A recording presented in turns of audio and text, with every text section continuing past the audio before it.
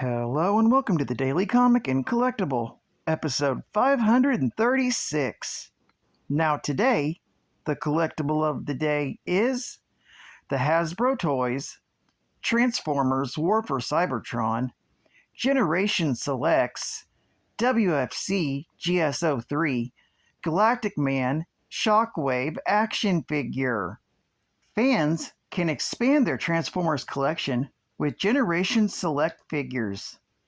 Generation Select is a line of special edition figures featuring fan favorite and niche characters, and versions of characters you can't find in the main line. This 7-inch Generation Select Galactic Man Shockwave figure features special edition deco inspired by a 1985 version of Shockwave called Galactic Man that was sold through Radio Shack. Gear up this Generation Selects Galactic Man Shockwave with awesome weapons. Figure is equipped with 2 RS Duo Pulse Radiograph weapon accessories and 2 RS Gamma Disruptor Launcher weapon accessories. Figure includes Generation Select Leader Class Galactic Man Shockwave figure, 5 weapon accessories, and instructions. Comes with 4 weapon accessories and an armor accessory. Multiple weapon ports on the figure and spaceship modes allows fans to attach weapons in custom configurations. Figure features classic conversion from robot to spaceship in 28 steps. This figure was released by Hasbro Toys. Now, the comic of the day is Transformers, Volume 1, Issue number 11, from December of 1985, with story by Bob Budiansky, art by Herb Trimpe, and cover by Herb Trimpe. This issue is titled Brainstorm. The story opens with Buster Witwicky using his new powers to control mechanical objects with his mind, and ponders how he gained these extraordinary powers. He recalls how he placed 2 terminals connected to the captured head of Optimus Prime to his temples, and was jolted with a tremendous force, and considers the idea that these powers were transferred over to him by Optimus Prime, so the Decepticons cannot use this power to take over the Earth. His thoughts are disrupted when Sparkplug yells down from outside to his son to come out and help with the garage. Buster wonders how he can tell his father that his newfound passion for cars is due to his continued involvement with the Transformers, and what his father might consider of him now that he's a metal manipulating freak. Meanwhile, at the Black Rock Aerospace plant currently occupied by the Decepticons, Shockwave is furious to find that Optimus Prime has not been able to give life to his newest creation, Jetfire. Deducing that Optimus Prime no longer has the creation matrix, he correctly assumes that Prime must have hidden it somewhere. Unaware that Prowl and Ratchet are overhearing the conversation from the Ark through a special spy system in Blackrock's phone lines, Shockwave calls forward Rumble and begins scanning his memories, keying specifically during the time that he was put on security detail at the Ark. Shockwave finds images of Buster Witwicky sneaking in and out of the Autobots' base during the time that the Decepticons had control of the facility. When Laserbeak recognizes Buster, Shockwave decides to send him to collect Buster. Hearing this, Prowl sends Bluestreak and Bumblebee off to find the boy first and protect him from the Decepticons. Before sending off Laserbeak to do his task, Shockwave programs a message within his minion and hands Laserbeak, in cassette tape mode, to a pizza delivery man bringing food for the workers, to hand to the military outpost command outside the building. Playing Laserbeak in a tape recorder, the military commander is given orders from Shockwave to back away 12 miles in the next hour, or he will kill all the hostages. With the message delivered, Laserbeak departs to search for Buster. Meanwhile, at the Witwicky garage, Buster helps his father when Jesse comes by for a visit and asks Buster to take a bike ride to the falls. Sparkplug thinks it's a great idea and allows his son to go with his girlfriend. Bumblebee suddenly arrives at the garage shortly after, looking for Buster. Sparkplug, not wanting his son to be involved with the Transformers because of all the chaos it's made from their lives, tells Bumblebee to buzz off and that he can protect his son on his own. Bumblebee complies with his wishes. However, Sparkplug doesn't trust the Autobots and decides to go looking for Buster on his own, unaware that Bluestreak is tailing him from behind. While at the falls, Buster tries to get Jessie to stop so that he can apologize for snapping at her the day before, and is forced to use his powers to make the chain on her bike break. Apologizing to her, she feels silly as she's the one who feels she needs to apologize to him, and the two share a makeup kiss. Sparkplug interrupts and warns the two lovers of the Autobots who are looking for them just as Bumblebee and Bluestreak arrive.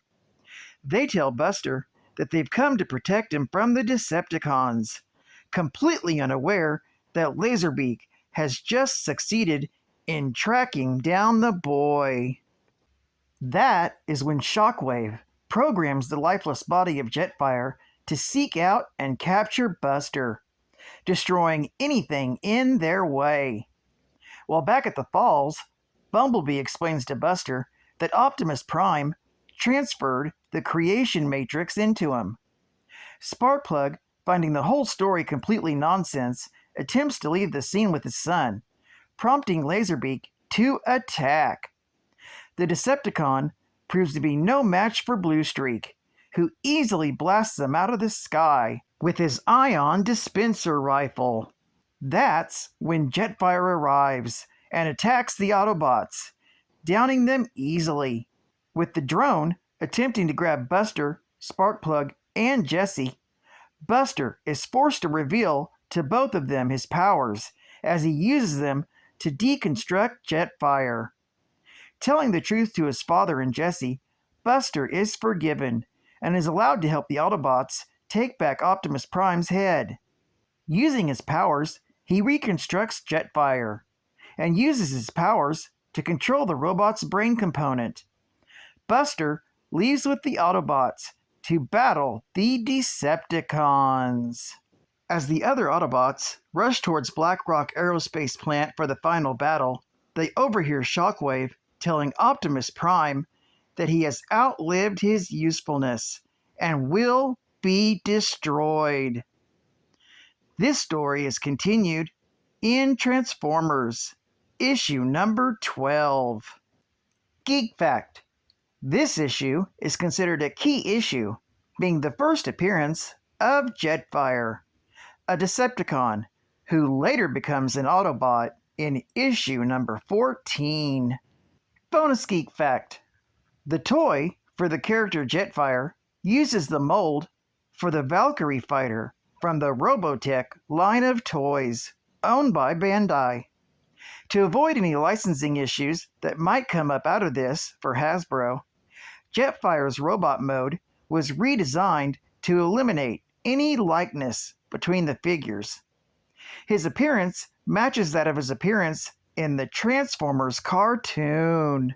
Advertising ad facts. Kids just wanna have fun. Oh, kids just wanna have fun. On Saturdays. Starting Saturday, September 14th on CBS, you can watch Dungeons and Dragons, CBS Story Break, Charlie Brown and Snoopy, the Berenstain Bears, the Wuzzles, the Young Astronauts, Jim Henson's Muppet Babies and Monsters, and the all-new Hulk Hogan's Rockin' Wrestling. Morpho droids, warrior robots you bring to life? The enemy strikes, and you strike back. The Morpho droids are here, and only you can bring them to life. Morphodroids are driving vehicles that turn into warrior robots that walk and fire laser weapons. Use your remote control unit to transform these ordinary vehicles into fighting robots that battle enemies on command. With evil threatening, Morphodroids attack with a shattering blast of laser light and bombard enemies with one of 4 plug-in weapons. In the battle of good versus evil, only one will survive.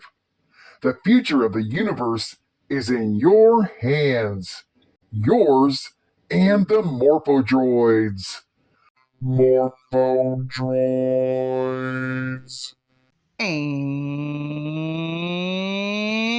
final geek fact. The Galactic Man was an electronic space robot and gun from 1985.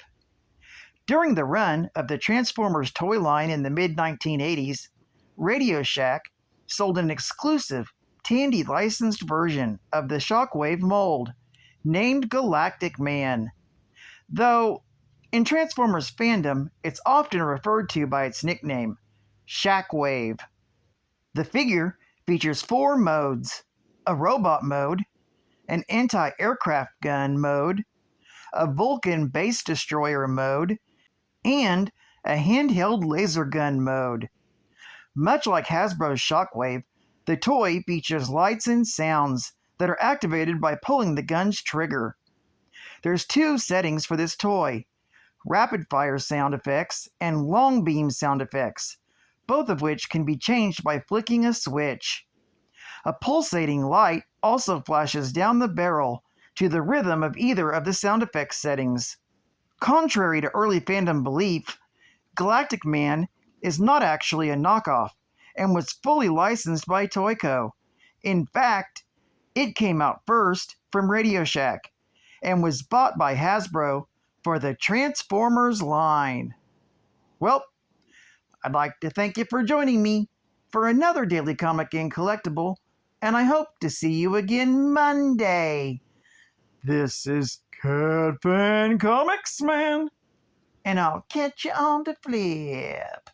Over and out.